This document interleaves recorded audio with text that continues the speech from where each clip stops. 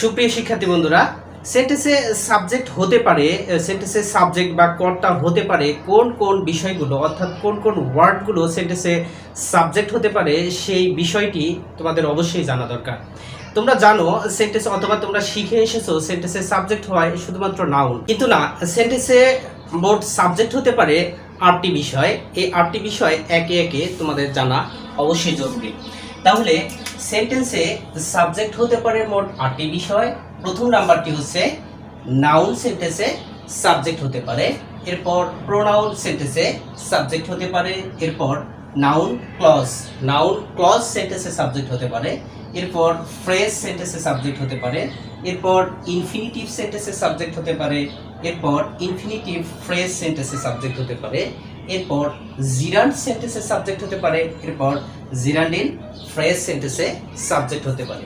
তাহলে আমরা দেখতে পারলাম সেন্টেন্সে সাবজেক্ট হতে পারে মোট 8টি বিষয়: noun, pronoun, noun clause, phrase, infinitive phrase, gerund phrase.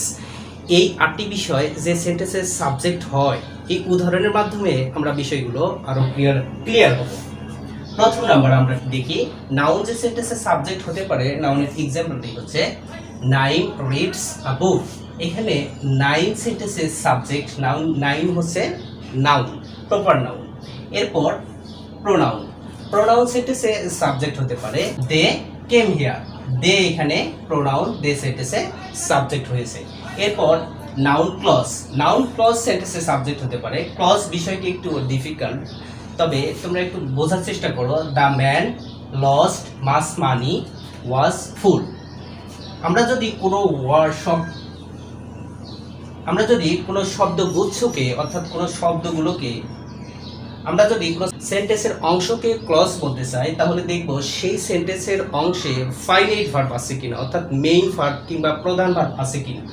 এখানে দেখা যাচ্ছে দ্য ম্যান লস্ট মানে হারিয়ে ফেলেছিল মাস মানি, এখানে লস্ট হচ্ছে সেন্টেন্সে মেইন ভার্ব। এরপর একটি বি ভার্ব রয়েছে, তাহলে এই বাক্যাংশকে আমরা নাউন ক্লজ বলবো। এরপর ফ্রেজ সেন্টেন্সে সাবজেক্ট হতে পারে। আমরা ফ্রেজ বিষয়টি কি, ফ্রেজ বিষয়টি এক কথায় আমরা শিখতে গেলে তাহলে ওয়ার্ডে, অর্থাৎ হচ্ছে সাবজেক্টের মধ্যে একের অধিক ওয়ার্ড থাকবে, কিন্তু সেখানে মেইন ভার্ব থাকবে না, একে আমরা ফ্রেজ বলবো। তাহলে দেখি দ্য ফুল ম্যান, এখানে দা রয়েছে, ফুল রয়েছে, ম্যান রয়েছে, কিন্তু এই 3টি ওয়ার্ডের কম্বিনেশনের মধ্যে কি নেই সেন্টেন্সে? এই 3টি ওয়ার্ডের কম্বিনেশনের মধ্যে ভার্ব নেই, তাই এই 3টি ওয়ার্ডকে আমরা একত্রে ফ্রেজ বলবো। এই 3টি ওয়ার্ড একত্রে সেন্টেন্সের সাবজেক্ট হয়েছে, এই জন্য এই 3টি ওয়ার্ড একত্রে আমরা বলবো ফ্রেজ সেন্টেন্সে সাবজেক্ট হতে পারে। The full man cried loudly. এরপর ইনফিনিটিভ মানে হচ্ছে 2 প্লাস ভার্বের 1 নাম্বার ফর্ম, হচ্ছে ইনফিনিটিভ।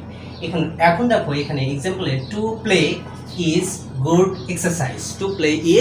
এক্সারসাইজ, তাহলে 2 প্লাস ভার্বের 1 নাম্বার ফর্ম সেন্টেন্সের সাবজেক্ট হয়েছে, এই সাবজেক্টকে আমরা বলবো ইনফিনিটিভ, তাহলে ইনফিনিটিভ সেন্টেন্সে সাবজেক্ট হতে পারে। এরপর ইনফিনিটিভ ফ্রেজ, অর্থাৎ 2 প্লাস ভার্ব, তারপর যদি নাউন থাকে, এখানে আমরা এই কয়েকটি ওয়ার্ডের কম্বিনেশনকে আমরা ইনফিনিটিভ ফ্রেজ বলবো। অর্থাৎ 2 প্লাস ভার্ব হচ্ছে ইনফিনিটিভ, এরপর নাউন রয়েছে, এই জন্য বলবো আমরা ইনফিনিটিভ ফ্রেজ।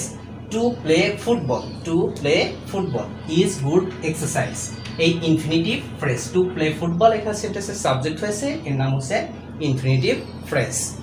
এরপর জেরান্ড পরে হচ্ছে ভার্বের 1 নাম্বারের শেষে আইএনজি থাকবে, অর্থাৎ ভার্বের প্রেজেন্ট ফর্মের শেষে আইএনজি থাকবে।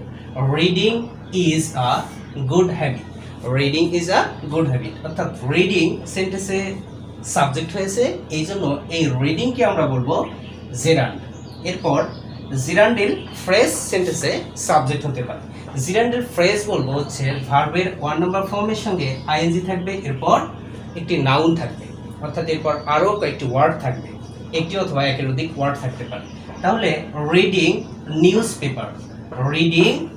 পেপার এখানে gerund phrase is very good habit, তাহলে এই রিডিং নিউজ পেপার হচ্ছে জিরান্ডিল ফ্রেজ। প্রিয় শিক্ষার্থী বন্ধুরা, তাহলে তোমরা বুঝতে পারলে, আজকে তোমরা ক্লিয়ার হতে পারলে অ্যাটলিস্ট সেন্টেন্সের সাবজেক্ট শুধুমাত্র নাউন এবং প্রোনাউন হয় না, এছাড়াও আরও 6টি টপিকস রয়েছে। এই টপিকসগুলো সম্পর্কে তোমরা বুঝতে পারলে ইনশাল্লাহ। এই পরবর্তীতে এই টপিকসগুলো সম্পর্কে আমি বিস্তারিত আলোচনা করবো ইনশাল্লাহ।